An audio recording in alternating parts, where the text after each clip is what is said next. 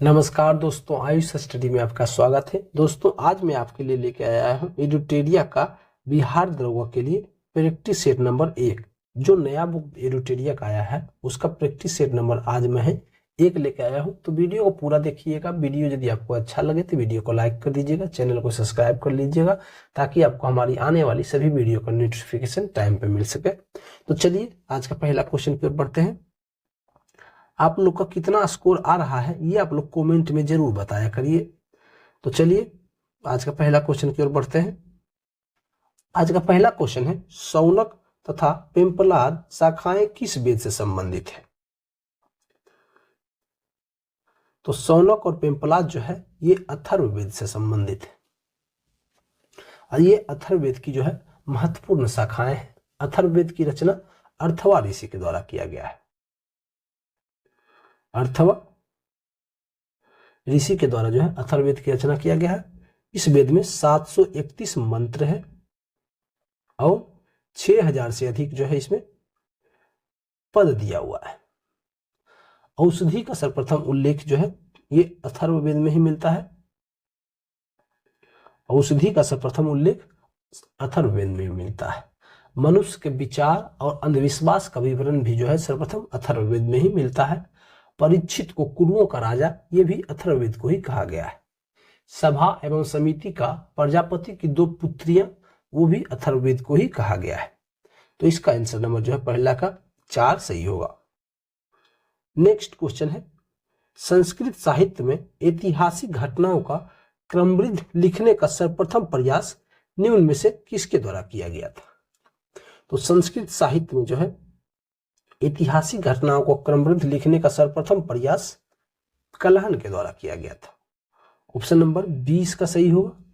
कलहन ने राजत रंगिनी पुस्तक का लिखा है। इससे जो है कश्मीर के शासकों का इतिहास के बारे में पता लगता है। अर्थशास्त्र पुस्तक के लेखक जो है चाणक्य है। इसमें टोटल 15 अधिकरण और 180 प्रकरण जो है वो उसमें विभाजित है। अर्थशास्त्र बुक पाणिनि के द्वारा अष्टाध्यायी पुस्तक लिखा गया है। इसमें जो है सर्वप्रथम लिपि शब्द का प्रयोग वो अष्टाध्यायी बुक में ही मिलता है। तो पहला का जो है संस्कृत साहित्य में ऐतिहासिक घटनाओं का क्रमबद्ध लिखने का सर्वप्रथम प्रयास वो कलहन के द्वारा किया गया है। नेक्स्ट क्वेश्चन है, मनके बनाने वाले कारखाने का साक्ष्य सिंधु घाटी के किस स्थल से प्राप्त हुए हैं? तो मनके बनाने वाले कारखाने का साक्ष्य जो है वो सिंधु घाटी के लोथल और चनहुद्र दोनों स्थान से जो है इसका साक्ष्य प्राप्त हुआ है। तो इसका ऑप्शन नंबर 4 जो है सही होगा। 1 और 2 इसमें दोनों सही होगा। सिंधु घाटी की बात कर लेते हैं तो इसका खोज दयाराम साहनी के द्वारा 1921 ईस्वी में किया गया था। दयाराम साहनी के द्वारा जो है सिंधु घाटी सभ्यता का खोज 1921 में किया गया था। सिंधु घाटी सभ्यता जो है वो अर्ध ऐतिहासिक सभ्यता है। इस सभ्यता को कांस्ययुगीन सभ्यता भी कहा जाता है। इसको कांस्ययुगीन सभ्यता भी कहा जाता है। अग्निकुंड का साक्ष्य जो है सर्वप्रथम लोथल और कालीबंगन से मिला है। लोथल और कालीबंगन से सर्वप्रथम अग्निकुंड का साक्ष्य मिला है। नर्तकी की कांस्य मूर्ति का प्रमाण सर्वप्रथम मोहनजोदड़ो से मिला है और मिट्टी के बने हुए हल का प्रमाण सर्वप्रथम बनवाली से मिला है। तो इसका ऑप्शन नंबर जो है 4 होगा। 1 और 2 दोनों से मिला है मन के बनाने का कारखाना का साक्ष्य। नेक्स्ट क्वेश्चन है, बौद्ध मठ के परंपरा के अनुसार स्तूपों को कितने श्रेणियों में विभाजित किया गया है? तो स्तूप को जो है 5 श्रेणी में विभाजित किया गया है। ऑप्शन नंबर सी इसका सही होगा। नेक्स्ट क्वेश्चन है, स्वतंत्र बहमनी राज्य की स्थापना कब किया गया था? तो स्वतंत्र बहमनी राज्य की स्थापना 1347 ईस्वी में अलाउद्दीन बहमन शाह के द्वारा किया गया था। तो इसका ऑप्शन नंबर सी सही होगा। विजयनगर साम्राज्य की स्थापना 1336 ईस्वी में हरिहर एवं बुक्का के द्वारा किया गया था। ब्राह्मणों से जजिया कर वसूलने वाला प्रथम मुसलमान जो है वह फिरोज शाह तुगलक था। रेहला पुस्तक जो है वो इब्न बतूता के द्वारा लिखा गया है। इस पुस्तक से मोहम्मद बिन तुगलक के समय की घटनाओं का उल्लेख मिलता है। तो इसका ऑप्शन नंबर सी सही होगा। नेक्स्ट क्वेश्चन है, महाराणा प्रताप के हाथी का नाम निम्न में से क्या था? तो महाराणा प्रताप के हाथी का नाम राम प्रसाद था। ऑप्शन नंबर सी इसका सही होगा। महाराणा प्रताप के घोड़े का नाम जो है चेतक था। चेतक जो है इनके घोड़े का नाम था। महाराणा प्रताप की मृत्यु 19 जनवरी 1597 ईस्वी को हुआ था। हल्दी घाटी का युद्ध अकबर और महाराणा प्रताप के बीच में 18 जून 1576 ईस्वी को हुआ था, जिसमें अकबर विजय हुआ था। जब हल्दी घाटी का युद्ध हो रहा था तो उस टाइम महाराणा प्रताप की राजधानी कुंभलगढ़ थी। कुंभलगढ़ जो है महाराणा प्रताप का राजधानी था उस टाइम जब हल्दी घाटी का युद्ध हो रहा था। तो इसका ऑप्शन नंबर जो है राम प्रसाद महाराणा प्रताप के हाथी का नाम था। नेक्स्ट क्वेश्चन की ओर बढ़ते हैं। अगला क्वेश्चन है, भैरववाल की संधि किस वर्ष हुई थी? तो भैरववाल की संधि 22 दिसंबर 1846 ईस्वी को 22 दिसंबर 1846 ईस्वी को भैरववाल की संधि हुआ था। यह संधि जो है अंग्रेज और सिख के बीच हुआ था। लाहौर की संधि 9 मार्च 1846 ईस्वी को हुआ था। 9 मार्च 1846 ईस्वी को लाहौर की संधि हुई थी। प्रथम आंग्ल सिख युद्ध जो है 1845 और 40 के बीच हुआ था और द्वितीय आंग्ल सिख युद्ध जो है 1848 से 49 के बीच हुआ था। 1849 ईस्वी की घोषणा के पश्चात संपूर्ण पंजाब का विलय अंग्रेजी राज्य में कर दिया गया था। अमृतसर की संधि वो 1809 ईस्वी को हुआ था। 1809 ईस्वी को अमृतसर की संधि जो है चार्ल्स मेटकॉफ और महाराजा रंजीत सिंह के बीच हुआ था। तो इसका ऑप्शन नंबर ए जो है सही होगा। नेक्स्ट क्वेश्चन है, 1911 के दिल्ली दरबार की घोषणा निम्न में से इसमें क्या शामिल था?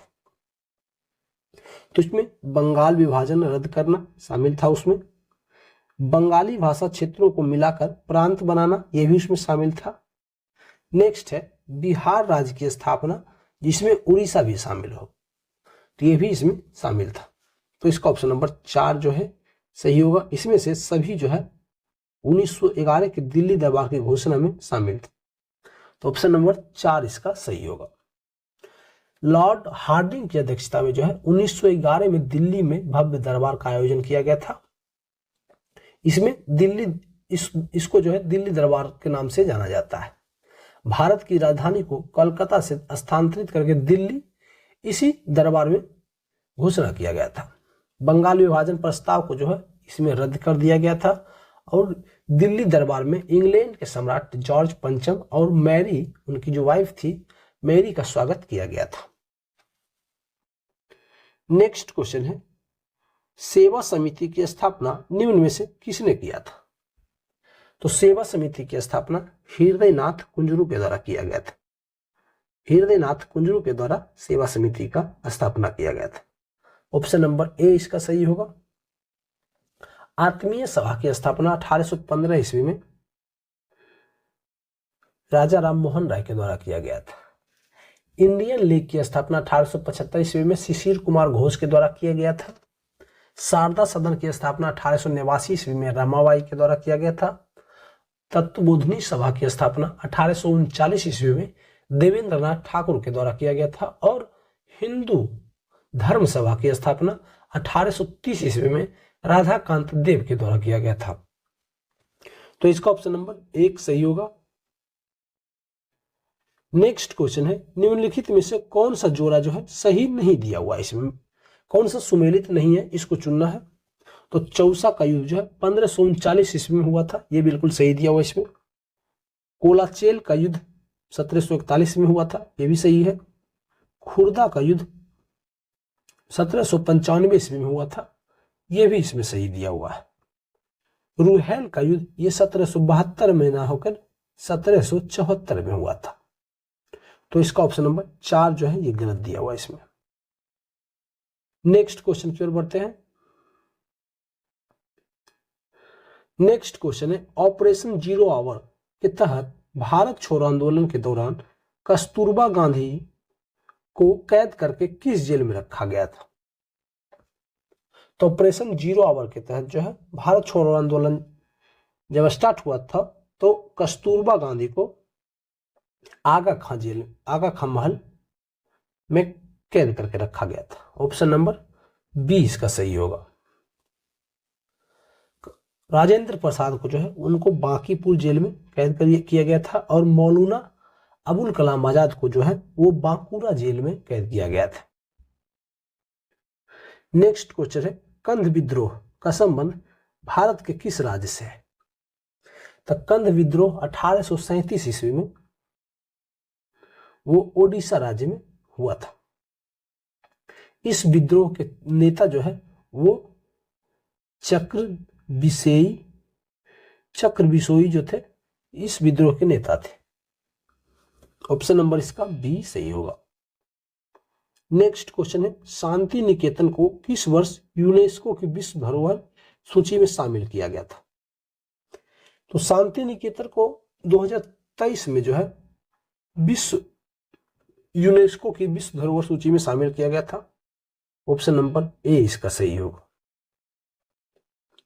धौलावीरा को जो है 2021 में विश्व धरोहर यूनेस्को में शामिल किया गया था। लाल किला को 2007 में शामिल किया गया था। नालंदा बिहार जो है उसको 2016 में यूनेस्को की विश्व धरोहर सूची में शामिल किया गया था। नेक्स्ट क्वेश्चन है भारतीय शिल्प परिषद का मुख्यालय कहाँ स्थित है? तो भारतीय शिल्प परिषद का मुख्यालय चेन्नई में स्थित है। ऑप्शन नंबर ए इसका सही होगा। भारतीय शिल्प परिषद की स्थापना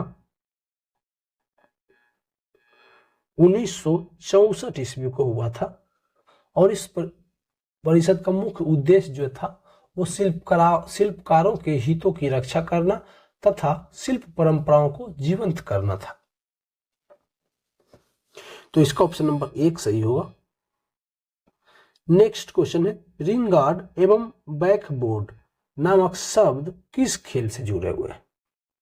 तो रिंग गार्ड और बैकबोर्ड जो है वो बास्केटबॉल खेल से जुड़ा हुआ है। इस खेल का आविष्कार जेम्स स्मिथ के द्वारा किया गया था। जेम्स स्मिथ के द्वारा इस खेल का आविष्कार किया गया था 1891 ईस्वी में। भारत में सर्वप्रथम इसको 1930 ईस्वी में खेला गया था। नेक्स्ट क्वेश्चन है समेकित निर्देशित पक्षपात्र विकास कार्यक्रम की नींव किस प्रधानमंत्री के द्वारा रखा गया था?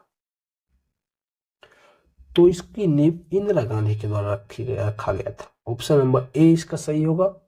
भारत की प्रधानमंत्री इंदिरा गांधी के द्वारा जो है वर्ष 1983 ईस्वी में समेकित निर्देशित पक्षपात्र विकास कार्यक्रम की शुरुआत किया गया था।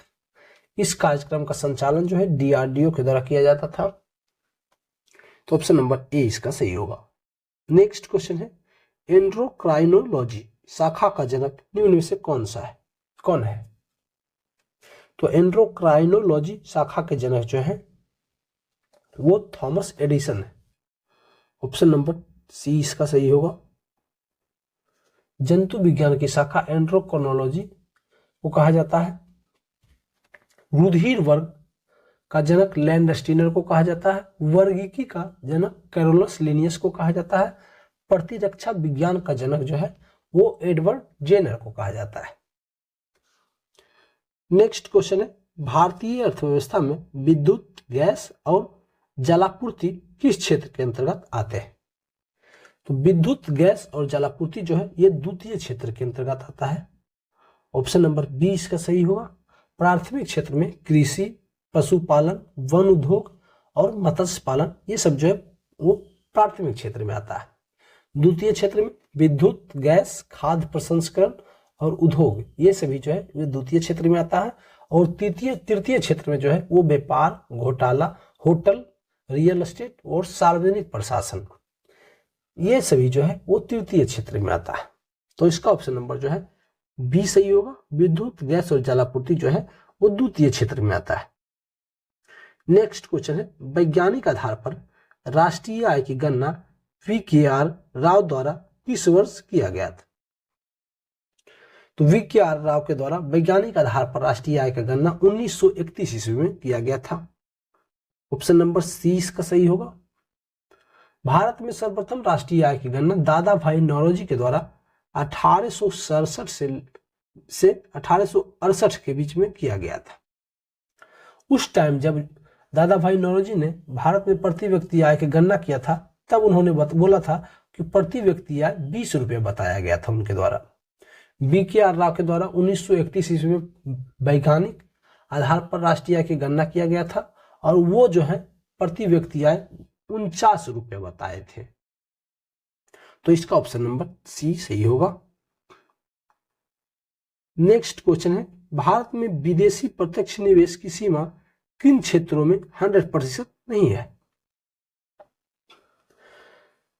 तो 100% कृषि में तो 100% दिया हुआ है, FDI खनन में भी जो है 100% कर दिया गया है, संचार में भी 100%, लेकिन पेंशन में जो है इसमें 49% किया हुआ है। अभी पेंशन में FDI की सीमा 49% लिमिट किया गया है। बीमा में 74% तक लिमिट किया हुआ है।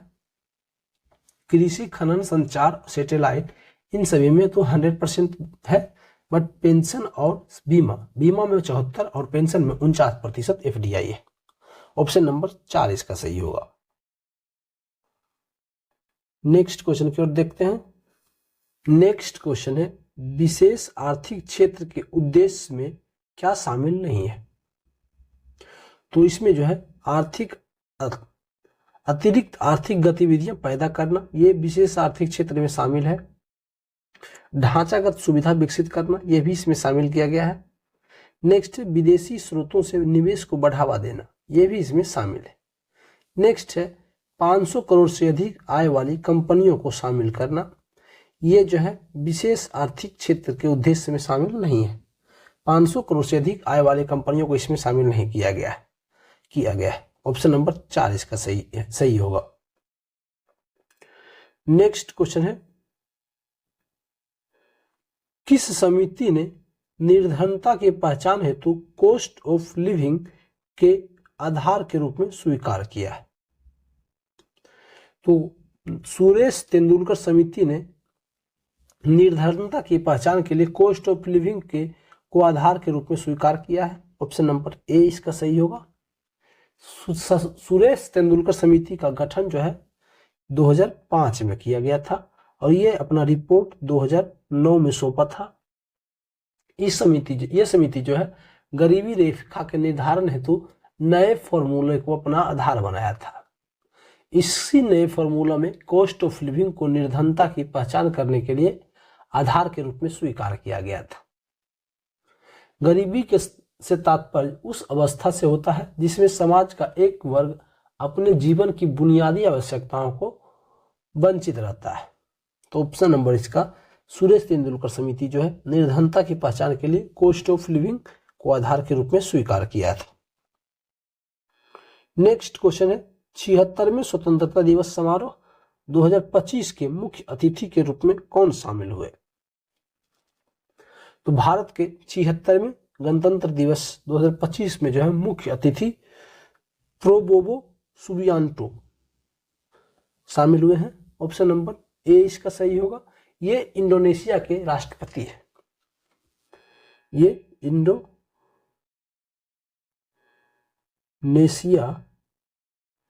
के राष्ट्रपति हैं। नेक्स्ट क्वेश्चन है, 33वें ग्रीष्मकालीन ओलंपिक खेल 2024 में भारत को कुल कितने पदक प्राप्त हुए? तो 33वें ग्रीष्मकालीन ओलंपिक खेल 2024 में भारत को कुल 6 पदक प्राप्त हुआ है। ऑप्शन नंबर बी इसका सही होगा। यह खेल जो है पेरिस में आयोजित इसका किया गया था इसका आयोजन।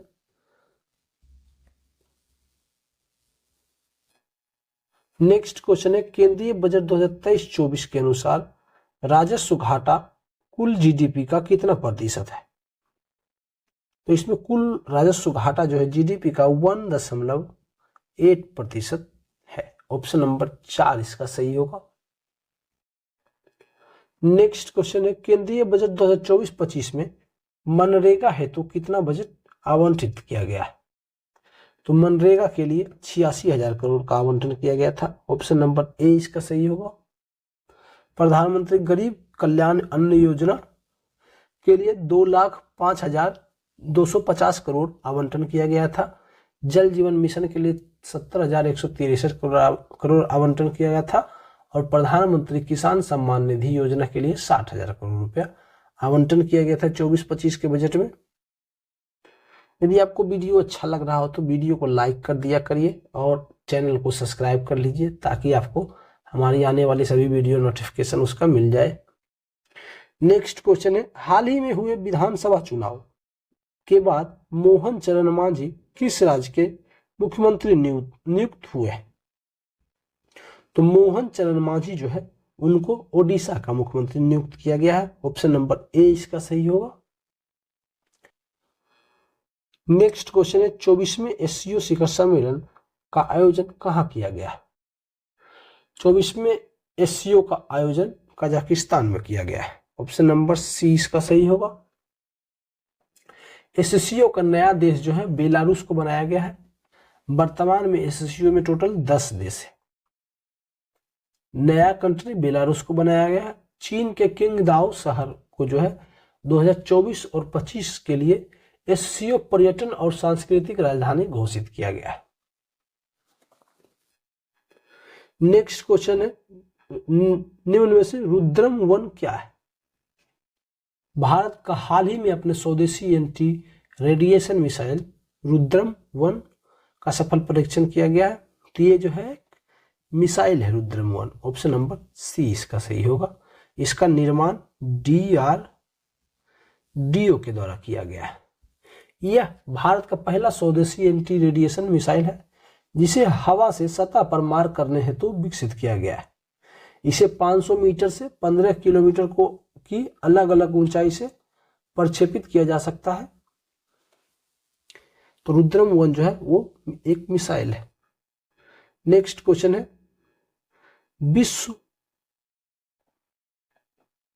विश्व प्रेस स्वतंत्रता सूचकांक 2024 में भारत का स्थान क्या है? तो इसमें भारत का स्थान 159वें स्थान पर है भारत। ऑप्शन नंबर 20 का सही होगा।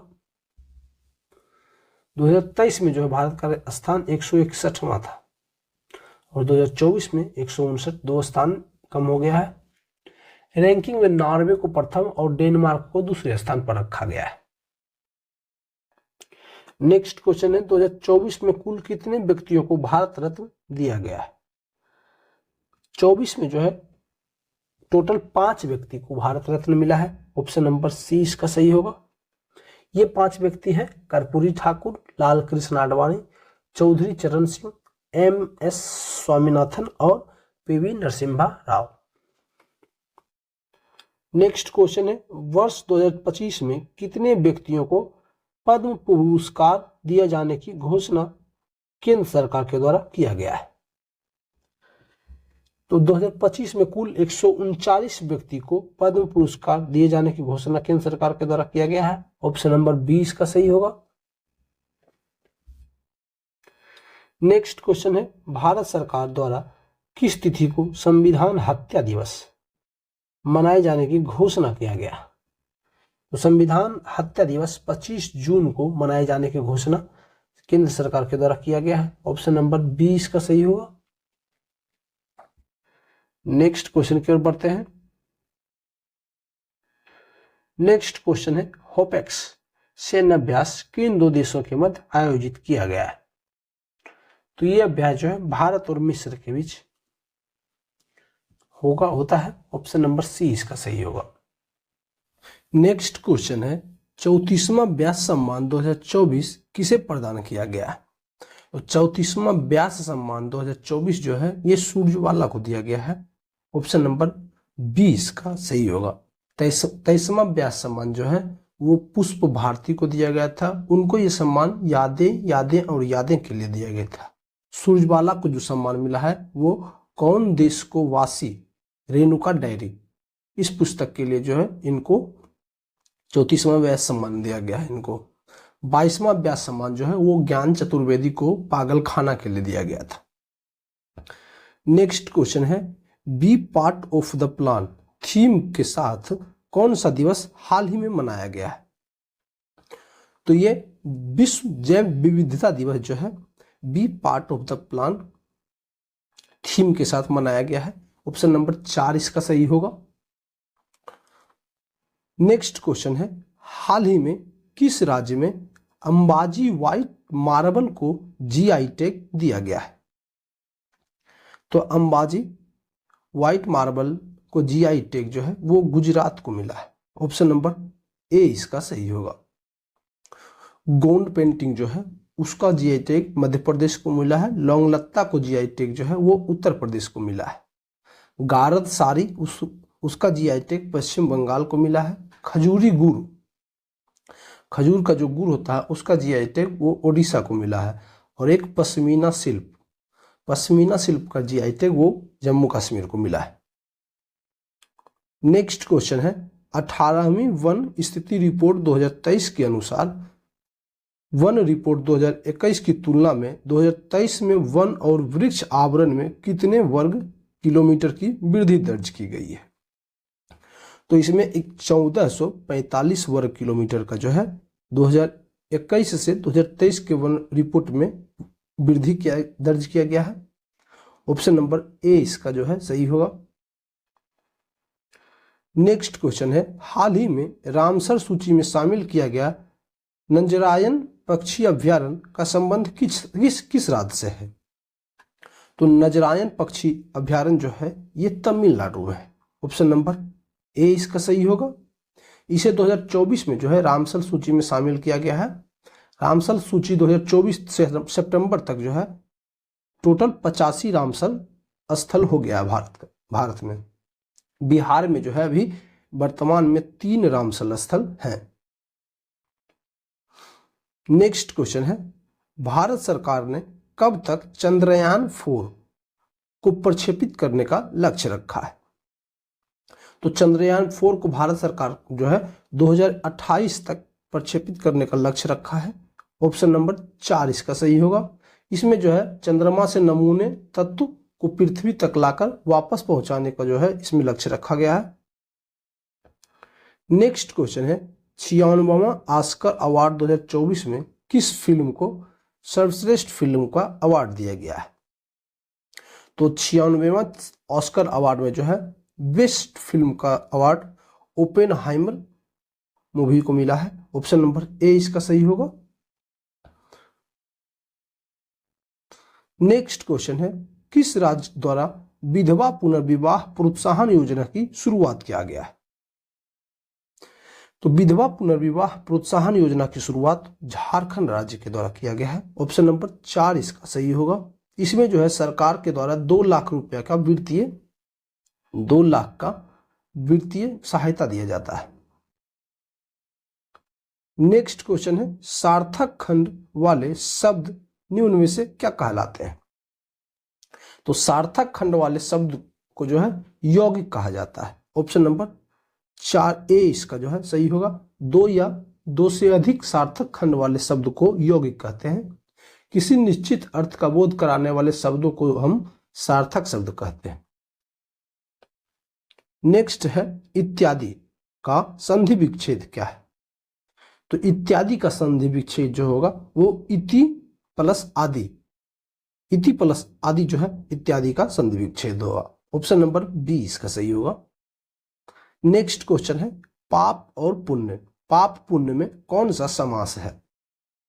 तो पाप पुण्य में जो है वो द्वंद्व समास है। ऑप्शन नंबर ए इसका सही होगा। जिस समास में दोनों शब्द प्रधान होता है तथा विग्रह करने पर और अथवा या का प्रयोग होता है उसको हम द्वंद्व समास कहते हैं। जैसे कि रात दिन, माता पिता, छोटा बड़ा और धनी निर्धन, ये सभी जो है ये द्वंद्व समास के ही उदाहरण है। नेक्स्ट क्वेश्चन है हथेली पर सरसों नहीं जमती, मुहावरे का सही अर्थ बताना है। तो हथेली पर सरसों नहीं जमती, इसका मतलब होता है काम के लिए समय चाहिए, मतलब तुरंत काम नहीं होता है। ऑप्शन नंबर सी इसका सही होगा। नेक्स्ट क्वेश्चन है, निम्नलिखित में से कौन सा वाक्य शुद्ध है? तो इसमें वाक्य को कौन सा शुद्ध है इसको चुनने के लिए बोल रहा है। तो पहला है एक एक वाक्य आपके तुले हुए हैं, तो ये वाक्य जो है बात गलत दिया हुआ है इसमें। दूसरा है आपका एक एक वाक्य तुला हुआ है, ये भी गलत है। तीसरा है आपके एक एक वाक्य तुले हुए हैं, ये इसमें सही है। आपके एक एक वाक्य जो है तुले हुए हैं, ये बिल्कुल सही इसमें है। तुले हुए हैं एक एक वाक्य आपके, ये गलत है इसमें। ऑप्शन नंबर इसमें सी जो है वो सही दिया हुआ है। नेक्स्ट क्वेश्चन है fill in the blank. Question है are you really desires visiting Japan? तो यहाँ पे आप खाली स्थान पे आपको भरना है, तो यहाँ पे ऑफ होगा, विजिटिंग ऑफ जापान होगा। ऑप्शन नंबर ए इसका सही होगा। नेक्स्ट क्वेश्चन है choose the correct English translation that given sentence in Hindi. भूगोल सीखना कठिन है, इसका इंग्लिश में जो है ट्रांजेक्शन सही कौन सा, ट्रांसलेशन कौन सा सही है, इसको चुनना है। तो ऑप्शन नंबर बी इसका सही होगा, geography is difficult to learn. Option number B इसका सही होगा। नेक्स्ट क्वेश्चन है अपोजिट वर्ड बोल रहा है खोजने के लिए, गॉर्जियस का अपोजिट वर्ड क्या होगा? तो इसका अपोजिट वर्ड जो है प्लेन होगा। ऑप्शन नंबर ए इसका सही होगा। नेक्स्ट क्वेश्चन है निम्नलिखित में से किस अधिनियम को act of good government of India भी कहा जाता है? तो act of good government of India, इसको भारत सरकार अधिनियम 1858 को कहा जाता है। ऑप्शन नंबर ए इसका सही होगा। इस अधिनियम के तहत जो है ब्रिटिश सरकार भारत के शासन को अपने अंतर्गत लिया था। बोर्ड ऑफ कंट्रोल और बोर्ड ऑफ डायरेक्टर को समाप्त करके द्वैध शासन प्रणाली को इसके तहत जो है समाप्त कर दिया गया था। नेक्स्ट क्वेश्चन है संविधान सभा के प्रमुख समितियों में अल्पसंख्यक उपसमिति के अध्यक्ष कौन थे? तो अल्पसंख्यक उपसमिति के अध्यक्ष जो है वो एस.सी. मुखर्जी थे। ऑप्शन नंबर 20 का सही होगा। मौलिक अधिकार उपसमिति के अध्यक्ष जो है वो जे.बी. कृपलानी थे। साख समिति के अध्यक्ष जो है वो अल्लादी कृष्ण स्वामी थे। और बहिष्कृत और आंशिक रूप से बहिष्कृत क्षेत्र यानी कि असम के अलावा असम के अलावा जो और बाकी क्षेत्र था उसका उपसमिति के अध्यक्ष ए.वी. ठक्कर थे। तो इसमें अल्पसंख्यक उपसमिति के अध्यक्ष जो है वो एस.सी. मुखर्जी थे। नेक्स्ट क्वेश्चन की ओर बढ़ते हैं। नेक्स्ट क्वेश्चन है भारतीय संविधान के प्रस्तावना में न्याय के तत्वों को लिया गया है। तो न्याय के तत्व को जो है भारतीय संविधान के प्रस्तावना में वो रूस की क्रांति से लिया गया है।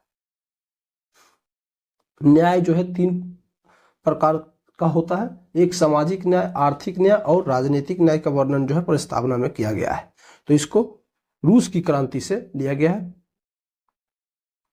नेक्स्ट क्वेश्चन है संविधान के किस अनुच्छेद में यह उल्लेख किया गया है कि किसी अपराध के लिए अभियुक्त किसी व्यक्ति को स्वयं अपने विरुद्ध साक्षी होने के लिए बाध्य नहीं किया जा सकता है? तो ये आर्टिकल अनुच्छेद 20 के 3 में इसका वर्णन किया गया है कि अपराधी को जो है किसी व्यक्ति को स्वयं अपने विरुद्ध साक्ष्य होने के लिए बाध्य नहीं किया जा सकता है। अनुच्छेद 20 के 2 में कहा गया कि किसी भी व्यक्ति को एक ही अपराध के लिए एक बार से अधिक अभियोजित और दंडित नहीं किया जा सकता है। इसमें एक बार से ज्यादा एक अपराध के लिए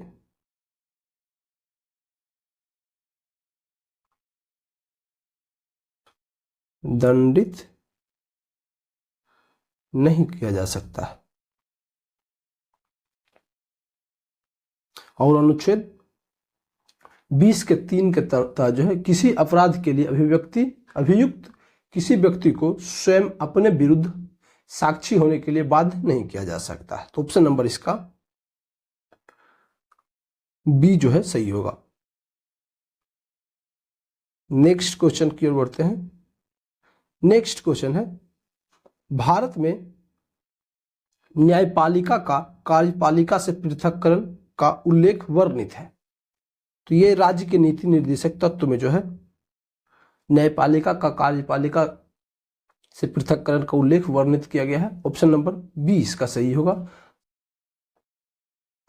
अगला क्वेश्चन है, भारत की संसद के संबंध में निम्नलिखित में से कौन सा कथन सही नहीं दिया हुआ है? पहला है, मंत्रिमंडल को लोकप्रिय सदन में बहुमत का विश्वास प्राप्त रहना चाहिए। तो ये सही है। लोकप्रिय सदन जो है वो लोकसभा को कहा जाता है। इसमें जो है मंत्रिमंडल को बहुमत का विश्वास प्राप्त रहना चाहिए। ऑप्शन नंबर इसका ए जो है सही दिया हुआ है। दूसरा है, संसद का सर्वप्रथम कार्य मंत्रिमंडल का प्रावधान करता है। तो ये भी इसमें सही दिया हुआ है। नेक्स्ट है, संविधान में एक संसदीय प्रणाली की सरकार का प्रावधान है। तो संविधान में जो है एक संसदीय प्रणाली की सरकार का प्रावधान है, ये भी सही है इसमें। नेक्स्ट है, मंत्रिमंडल की सदस्यता निम्न सदन तक सीमित रहती है। ये इसमें गलत दिया हुआ है। मंत्रिमंडल का सदस्यता जो वो निम्न सदन तक ही सीमित नहीं रहता है। ये लोकसभा और राज्यसभा दोनों में से कहीं से भी 15% मैक्सिमम मंत्रिमंडल का सदस्य हो सकता है। तो ये ऑप्शन नंबर 4 जो है इसमें गलत दिया हुआ है। नेक्स्ट क्वेश्चन है, भारतीय संसद का सचिवालय के संबंध में कौन सा कथन सत्य है? पहला है, सरकार से स्वतंत्र होता है। ये बिल्कुल सही दिया हुआ है इसमें, पहला ही इसमें सही है। सचिवालय जो है वो सरकार से स्वतंत्र होता है। ऑप्शन नंबर ए इसका सही होगा। संविधान के जो है अनुच्छेद 98 के तहत भारतीय संसद का प्रत्येक सदन के लिए एक अलग जो है सचिवालय की व्यवस्था है, जो कि सरकार से स्वतंत्र होता है। संसद के किसी भी सदन के सचिवीय कर्मचारी संसद द्वारा निर्धारित प्रतिबंधों और सेवा शर्तों के अधीन कार्य करते हैं। लोकसभा के अध्यक्ष लोकसभा सचिवालय को सलाह देते हैं, जो कि लोकसभा की एक स्वतंत्र इकाई है। राज्यसभा सचिवालय की देखरेख और नियंत्रण राज्यसभा के सभापति के द्वारा किया जाता है। तो इसका ऑप्शन नंबर जो है एक, सरकार से स्वतंत्र होता है भारतीय संसद का सचिवालय। नेक्स्ट क्वेश्चन है, सूची 1 को सूची 2 से सुमेलित करने के लिए बोल रहा है। लोक लेखा समिति जो है ये वित्तीय समिति से संबंधित है। विभागीय समिति जो है वो स्टैंडिंग समिति से संबंधित है। याचिका समिति जो है वो कार्यकारी समिति से संबंधित है। और स्टॉक मार्केट स्कैम संयुक्त समिति ये जो है तदर्थ समिति से संबंधित है। तो इसका ऑप्शन नंबर जो है एक का 1 होगा, दूसरा का 4, तीसरा का 2 और चौथा का 3। ऑप्शन नंबर इसका 4 जो है सही होगा, 1, 4, 2, 3। नेक्स्ट क्वेश्चन है, 71वां संविधान संशोधन अधिनियम 1992 के द्वारा निम्नलिखित भाषाओं में से किस भाषा को संविधान की 8वीं अनुसूची में नहीं जोड़ा गया था? तो 71वां संविधान संशोधन 1992 के द्वारा जो है कोंकणी, मणिपुरी,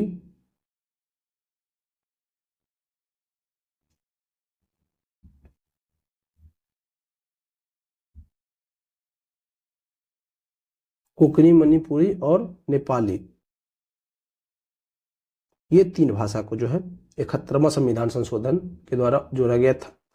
तो इसमें कश्मीरी जो है इसको 71वां संविधान संशोधन के तहत नहीं जोड़ा गया था। भारतीय संविधान में जो है संविधान की मूल संविधान में 14 भाषा का वर्णन किया गया और वर्तमान में इसमें 8 एक्स्ट्रा जोड़ के 22 भाषा अभी इसमें शामिल है। 21वां संविधान संशोधन के तहत जो है सिंधी को शामिल किया गया था। सिंधी को 21वां संविधान संशोधन के तहत शामिल किया गया था। मणिपुरी को, नेपाली और कोंकणी इसको जो है 71वां संविधान संशोधन के तहत शामिल किया गया और 92वां संविधान संशोधन के तहत जो है 92वां संविधान संशोधन 2003 में हुआ था। इसके तहत बोडो, डोगरी, मैथिली और संथाली, बोडो, डोगरी, मैथिली, संथाली को 92वां संविधान संशोधन 2023 के तहत जो है शामिल किया गया इसमें। नेक्स्ट क्वेश्चन है, निम्नलिखित में से कौन केंद्र और राज्यों में राजस्व बंटवारे के लिए मापदंडों की अनुशंसा करता है? तो ये अनुशंसा जो है वित्त आयोग के द्वारा किया जाता है। ऑप्शन नंबर सी इसका सही होगा। संविधान के अनुच्छेद 280 के तहत जो है प्रत्येक 5 वर्ष के अंतराल पर एक वित्त आयोग का गठन का प्रावधान है। पहले वित्त आयोग के अध्यक्ष जो है वो केसी नियोगी थे। इनका गठन जो है 22 नवंबर 1951 ईस्वी में किया गया था। नेक्स्ट क्वेश्चन है, भूवैज्ञानिक समय के सबसे बड़े खंड को क्या कहते हैं? तो भूवैज्ञानिक जो है समय के सबसे बड़े खंड को इयोन कहते हैं। इयोन, ऑप्शन नंबर ए इसका सही होगा। नेक्स्ट क्वेश्चन है, निम्नलिखित में से कौन सा ग्रह चट्टानों से बने हुए नहीं है? तो शनि जो है ये चट्टान से बना हुआ नहीं है। ऑप्शन नंबर ए इसका सही होगा।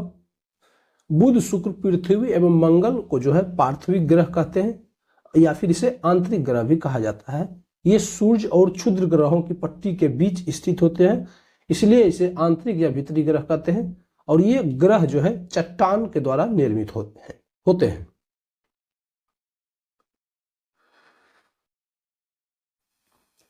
नेक्स्ट क्वेश्चन है, एशिया में विश्व का सर्वाधिक जनसंख्या घनत्व वाला देश कौन सा है?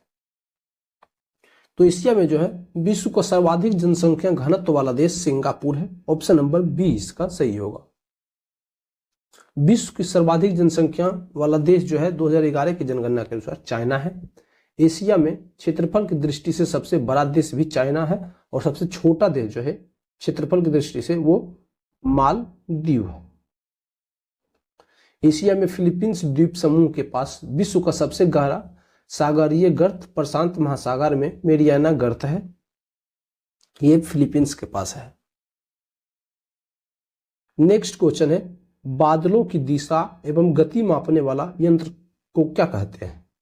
उसे नेफ्रोस्कोप कहते हैं। ऑप्शन नंबर 4 इसका सही होगा। स्ट्रोबोस्कोप के माध्यम से जो है आवर्तित गति से घूमने वाले वस्तुओं के चाल मापा जाता है।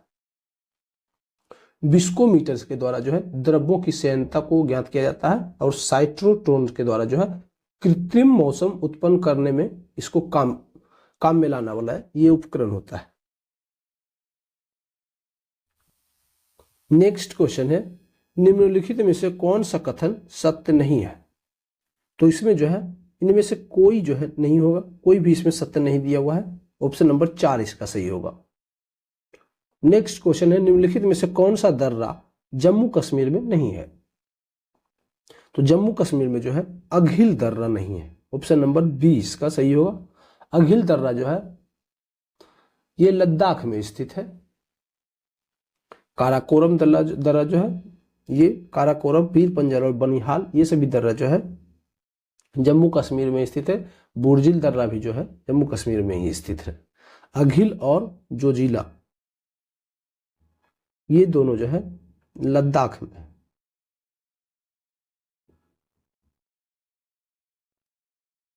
नेक्स्ट क्वेश्चन है, सिंधु नदी की सबसे बड़ी सहायक नदी कौन सी है? तो सिंधु नदी की सबसे बड़ी सहायक नदी जो है वो चिनाब है। ऑप्शन नंबर सी इसका सही होगा। नेक्स्ट क्वेश्चन है, निम्नलिखित में से कौन सा कथन सत्य दिया हुआ है? नेक्स्ट पहला क्वेश्चन है, भारत का सर्वाधिक लंबा राष्ट्रीय राजमार्ग NH-44 है। तो ये इसमें सही दिया हुआ है। दूसरा है NH-44 में जवाहर सुरंग स्थित है। ये भी इसमें सही दिया हुआ है। नेक्स्ट क्वेश्चन है, नेक्स्ट है, राष्ट्रीय राजमार्ग संपूर्ण देश के सड़कों की कुल लंबाई का लगभग 2% है। तो ये भी इसमें सही है। तो इसका ऑप्शन नंबर 4 होगा। इनमें से सभी जो है सत्य इसमें होगा। नेक्स्ट क्वेश्चन है, राष्ट्रीय पर्यावरण अभियांत्रिकी शोध संस्थान नेरी की स्थापना कब किया गया है? तो नेरी की स्थापना जो है 1958 ईस्वी में किया गया है। ऑप्शन नंबर ए इसका सही होगा। इसका स्थापना जो है नागपुर में, इसका शोध संस्थान जो है ये नागपुर में है। इसकी 5 क्षेत्रीय प्रयोगशालाएं भी हैं। इसमें दिल्ली, चेन्नई, कोलकाता, मुंबई और हैदराबाद, इसकी ये 5 जो है उप शाखाएं हैं। इसका स्थापना का मुख्य उद्देश्य जो था वो वाटर सप्लाई, सीवरेज प्लांट और औद्योगिक प्रदूषण से संबंधित बीमारियों को रोकथाम के लिए शोध एवं विकास हेतु कार्य करना था। नेक्स्ट क्वेश्चन है, वन जीव अभ्यारण्यों की सर्वाधिक संख्याएं कहाँ है? तो वन जीव अभ्यारण्य की जो है सर्वाधिक संख्या वो अंडमान एवं निकोबार में है। ऑप्शन नंबर 20 का सही होगा। 2023 तक जो है भारत में कुल 566 वन जीव अभ्यारण्य थे। 566 वन जीव अभ्यारण्य जो है वो 2023 तक था। वन जीव अभ्यारण्यों में सर्वाधिक संख्या जो है वो अंडमान निकोबार में 96 था। और सर्वाधिक राज्यों में जो सर्वाधिक की बात किया जाए तो वो महाराष्ट्र में है। महाराष्ट्र में जो है राज्यों में सबसे अधिक 48 है। नेक्स्ट है, जीवित मानव शरीर में सबसे कम मात्रा में पाया जाने वाला तत्व निम्नलिखित में से कौन सा है? तो सबसे कम मात्रा में पाया जाने वाला तत्व जो है जीवित मानव में मैग्नीज होता है। ऑप्शन नंबर 20 का सही होगा। नेक्स्ट क्वेश्चन है, इलेक्ट्रॉन की तरंग प्रकृति की खोज किसने किया था? तो इलेक्ट्रॉन की तरंग प्रकृति की खोज डी ब्रोगली के द्वारा किया गया है। ऑप्शन नंबर सी इसका सही होगा। आधुनिक परमाणु सिद्धांत का जनक जो है वो जॉन डाल्टन थे। जॉन डाल्टन जो है वो आधुनिक परमाणु सिद्धांत के जनक है।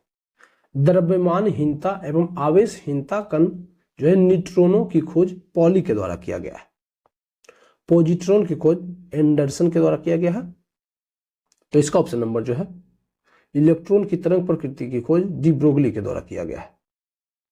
नेक्स्ट क्वेश्चन है, आधुनिक आवर्त सारणी के वर्ग के ऊपर से नीचे आने पर तत्वों की विद्युत ऋणात्मकता पर क्या प्रभाव पड़ता है? तो ये जो है वर्ग में ऊपर से नीचे आने पर घटता है। ऑप्शन नंबर ए इसका सही होगा। परमाणु का आकार जो है वर्ग में ऊपर से नीचे आने पर बढ़ता है। विद्युत धनात्मकता जो है वो भी ऊपर से नीचे वर्ग में ऊपर से नीचे आने पर बढ़ता है। आयनन ऊर्जा और विद्युत ऋणात्मकता जो है ये ऊपर से नीचे आने पर वर्ग में घटता है। इसमें दिया हुआ है आधुनिक आवर्त सारणी में वर्ग में ऊपर से नीचे आने पर तत्वों के विद्युत ऋणात्मकता, तो ऋणात्मकता और आयनन ऊर्जा ये दोनों जो है घटता है। आयनन ऊर्जा ये भी जो है वर्ग में ऊपर से नीचे आने पर घटता है। और परमाणु का आकार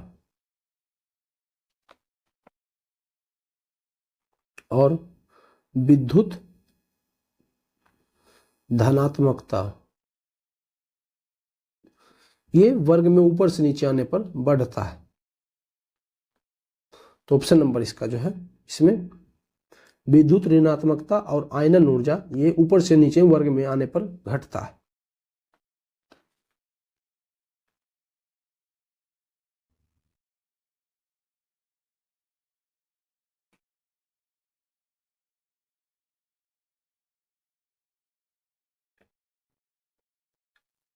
नेक्स्ट क्वेश्चन है, निलंबन में प्रक्षेपित कणों का आकार कितना होता है?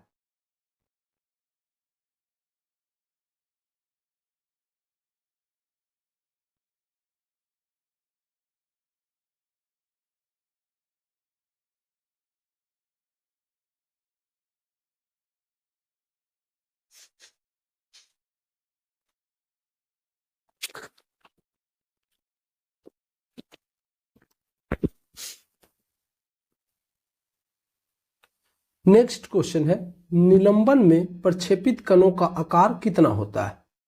तो इसका आकार जो है 10⁻³ से लेकर 10⁻⁻⁴ सेंटीमीटर तक होता है निलंबन में प्रक्षेपित कणों का आकार। ऑप्शन नंबर ए इसका सही होगा।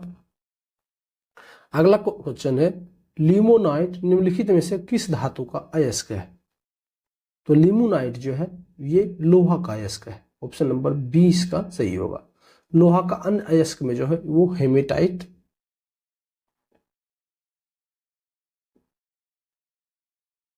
मैग्नेटाइट, सीडेराइट और आयरन पाइराइट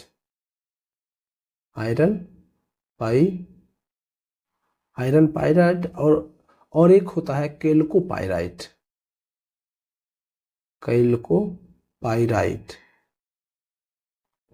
ये सभी जो है ये लोहा का ही अयस्क है।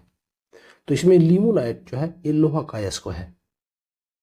नेक्स्ट क्वेश्चन है निम्नलिखित में से किसे रोमन विट्रोल भी कहा जाता है? तो रोमन विट्रोल जो है वो हरा कशिश को कहा जाता है। ऑप्शन नंबर 4 इसका सही होगा। उजला थोथा को जिंक सल्फेट कहा जाता है। जिंक सल्फेट इसको कहा जाता है। नीला थोथा इसे कॉपर सल्फेट कहा जाता है। कॉपर सल्फेट इसको कहा जाता है। और लाल थोथा जो है इसको कोबाल्ट सल्फेट कहा जाता है। कोबाल्ट सल्फेट इसको कहा जाता है। तो इसमें रोमन विट्रोल जो है ये हरा कशिश को कहा जाता है। जिंक थोथा को जिंक सल्फेट कहते हैं। नेक्स्ट क्वेश्चन है निम्नलिखित में से किसे नोबल का तेल भी कहते हैं? तो नोबल का तेल जो है ये ट्राइनाइट्रोग्लिसरीन को कहा जाता है। ऑप्शन नंबर इसका सी जो है सही होगा। ट्राइनाइट्रोग्लिसरीन को नोबल का तेल भी कहा जाता है।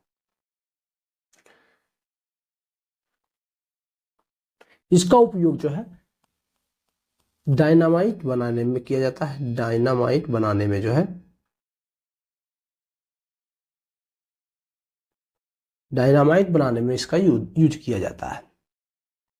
सांद्र सल्फ्यूरिक अम्ल और सांद्र नाइट्रिक अम्ल की ग्लिसरॉल के साथ जो है अभिक्रिया करके इसको बनाया जाता है। नेक्स्ट क्वेश्चन है निम्नलिखित में सबसे प्रबल उपचायक यानी कि ऑक्सीडाइजिंग कौन सा तत्व का है? तो ये फ्लोरीन का है। ऑप्शन नंबर ए इसका सही होगा। सबसे प्रबल ऑक्सीकारक एजेंट जो है वो फ्लोरीन है।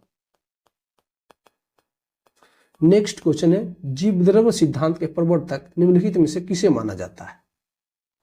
तो जीवद्रव्य सिद्धांत के प्रवर्तक जो है हर्टब्रिक को माना जाता है। ऑप्शन नंबर 4 इसका सही होगा। जीव सिद्धांत जो है वो डीएच मॉर्गन के द्वारा दिया गया है। इनके द्वारा जीव सिद्धांत जो है दिया गया है। कोशिका सिद्धांत स्लाइडेन एवं स्वान के द्वारा दिया गया है। कोशिका सिद्धांत इनके द्वारा दिया गया है। और कैरोलस लिनियस के द्वारा जो है द्विनाम पद्धति का दिया गया है। द्विनाम पद्धति जो है वो कैरोलस लिनियस के द्वारा दिया गया है। अनुवांशिकता सिद्धांत जो है वो मेंडल के द्वारा दिया गया है। अनुवांशिकता सिद्धांत जो है वो मेंडल के द्वारा दिया गया है। उपार्जित लक्षणों के वंशानुगति का नियम वो लेमार्क के द्वारा दिया गया है। प्राकृतिक वरण यानी कि नेचुरल सिलेक्शन का सिद्धांत जो है वो डार्विन के द्वारा दिया गया है। नेक्स्ट क्वेश्चन है कौन सा कथन सत्य दिया हुआ है? पहला है प्रोकैरियोटिक कोशिका में केंद्रिका अनुपस्थित होती है। ये सही है। प्रोकैरियोटिक सेल में जो है न्यूक्लियस नहीं पाया जाता है। ऑप्शन नंबर 1 इसमें सही दिया हुआ है। दूसरा है यूकैरियोटिक कोशिका में केंद्रक झिल्ली अनुपस्थित होता है। तो ये गलत है। यूकैरियोटिक सेल में केंद्रक झिल्ली रहता है। तीसरा है प्रोकैरियोटिक कोशिका में लिंग प्रजनन पाया जाता है। तो ये गलत दिया हुआ है इसमें। ऑप्शन नंबर इसका ए जो है सही है। नेक्स्ट है, निम्नलिखित में से किसे कोशिका के अणुओं का यातायात प्रबंधक कहा जाता है? तो यातायात प्रबंधक जो है कोशिका का गोल्जी काय को कहा जाता है। ऑप्शन नंबर ए इसका सही होगा। नेक्स्ट है, जीन की आनुवांशिक विचारधारा के अनुसार जीन के कार्य की इकाई को क्या कहा जाता है? तो जीन के कार्य की इकाई को सिस्ट्रॉन कहते हैं। ऑप्शन नंबर बी इसका सही होगा। नेक्स्ट क्वेश्चन है, जीव द्रव्य में कार्बनिक और अकार्बनिक यौगिकों का अनुपात क्या होता है? तो इसका अनुपात जो है 19:81 के रेशियो में ये होता है, कार्बनिक और अकार्बनिक। तो इसका ऑप्शन नंबर सी जो है सही दिया हुआ है। जीव द्रव्य का 99% भाग जो है 4 तत्वों से मिलकर बना हुआ आता है। उसमें ऑक्सीजन जो होता है वो 76% होता है। कार्बन जो है उसमें 10.5% होता है। हाइड्रोजन 10% होता है और नाइट्रोजन जो है इसमें 2.5% होता है। इसी 4 तत्वों से मिलकर जो है जीव द्रव्य का 99% भाग बना हुआ रहता है। नेक्स्ट क्वेश्चन है, नींबू में लिटिल लीफ नामक रोग किस तत्व की कमी के कारण होता है? तो ये तांबा की कमी के कारण जो है नींबू में लिटिल लीफ नामक रोग होता है। ऑप्शन नंबर बी इसका सही होगा। मटर में मार्स रोग जो है वो मैग्नीज की कमी के कारण होता है। आम और बैगन में जो है लिटिल लीफ या फिर धान में खैरा रोग जो है वो जस्ता की कमी के कारण होता है। इसके कारण जो है आम एवं बैगन में लिटिल लीफ होता है और धान में खैरा रोग होता है। लीची में पत्ती जलना वो जो है पोटेशियम की कमी के कारण होता है। फूलगोभी में ब्राउनिंग रोग जो है बोरोन की कमी के कारण होता है। तो इसका नींबू में लिटिल लीफ नामक रोग जो है वो तांबा के कारण कमी के कारण होता है। नेक्स्ट क्वेश्चन है, निम्नलिखित में से किस संघ के सभी जंतु खारे जल में पाए जाते हैं? तो खारे जल में जो है संघ पोरीफेरा के सभी जंतु पाया जाता है। ऑप्शन नंबर बी इसका सही होगा। नेक्स्ट क्वेश्चन है, मेढक निम्नलिखित में से किस वर्ग के प्राणी है? तो मेढक जो है वो एम्फीबियन वर्ग के प्राणी है। ऑप्शन नंबर बी इसका सही होगा।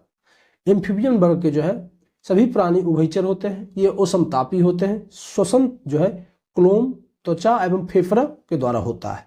हृदय इसका 3 चेंबर का बना हुआ रहता है, 2 अलिंद और 1 निर्लय। 2 जो है वो अलिंद रहता है,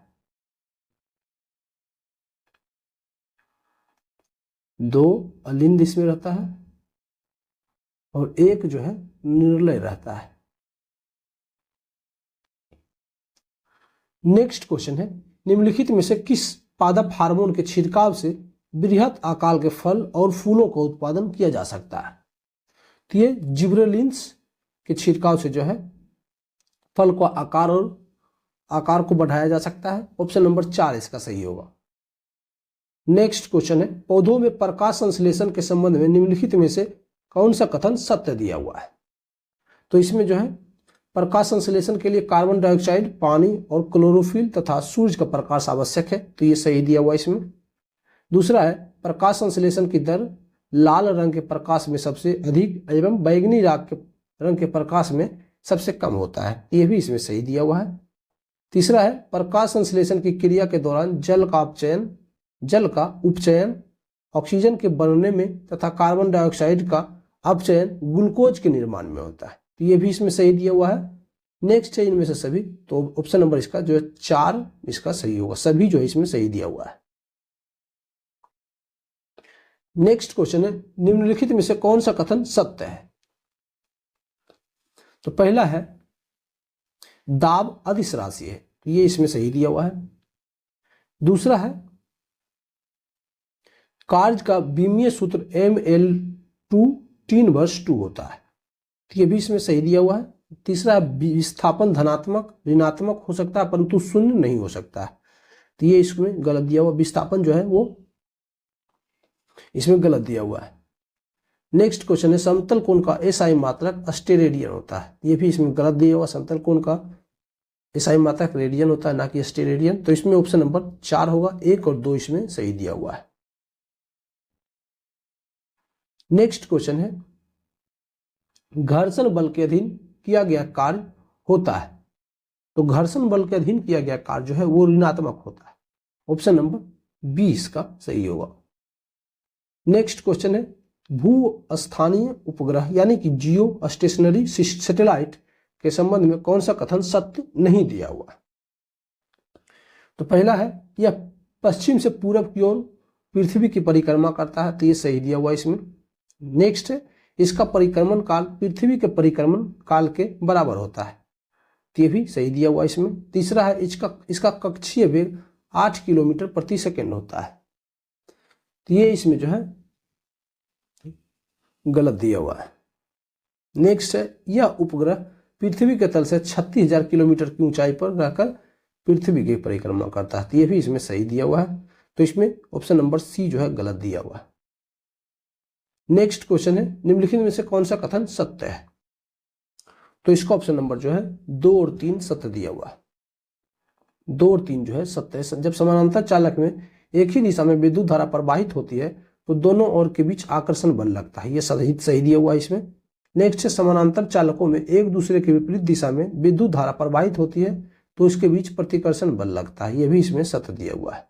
ऑप्शन नंबर इसका बी सही होगा। नेक्स्ट क्वेश्चन की ओर बढ़ते हैं। नेक्स्ट क्वेश्चन है सरल सूक्ष्मदर्शी की आवर्धन क्षमता क्या होता है। तो इसका आवर्धन क्षमता जो है ऑप्शन नंबर ए जो है ये सही होगा इसमें। नेक्स्ट क्वेश्चन है सूची 1 को सूची 2 के साथ सुमेलित कीजिए।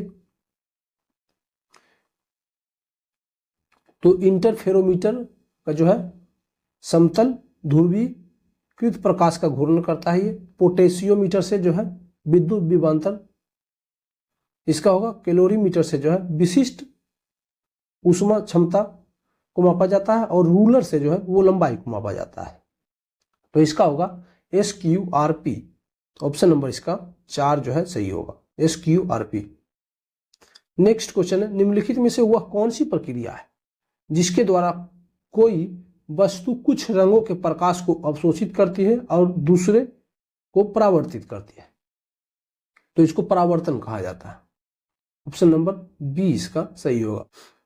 नेक्स्ट क्वेश्चन है समानांतर श्रेणी में 21, 18, 15 का कौन सा 81वां पद होगा। इसका 81वां पद पूछ रहा है, तो इसका 81वां पद जो है ऑप्शन नंबर 35वां पद जो है इसका 81 होगा। ऑप्शन नंबर ए इसका सही होगा। नेक्स्ट क्वेश्चन है संख्या 17 पर पावर ये 1999 दिया हुआ है प्लस 11 पर पावर 1999 माइनस 7 पर पावर 1999 की इकाई का अंक पूछ रहा है, तो इसका इकाई अंक जो है 1 होगा। 98 का ऑप्शन नंबर जो है बी सही होगा। 99 का जो है वो सी इसका सही होगा और 100 का ऑप्शन नंबर जो है 4 सही होगा। तो आपको यदि वीडियो अच्छा लगे तो वीडियो को लाइक कर दीजिए, चैनल को सब्सक्राइब कर लीजिए और साथ ही साथ बेल आइकन को प्रेस कर दीजिए। यदि आप हमारा इस वीडियो का PDF चाहते हैं तो आप हमारा Telegram channel Ayush study join कर लीजिए। यहाँ पे मैं सभी वीडियो का PDF डाल दिया करता हूँ। धन्यवाद, जय हिंद।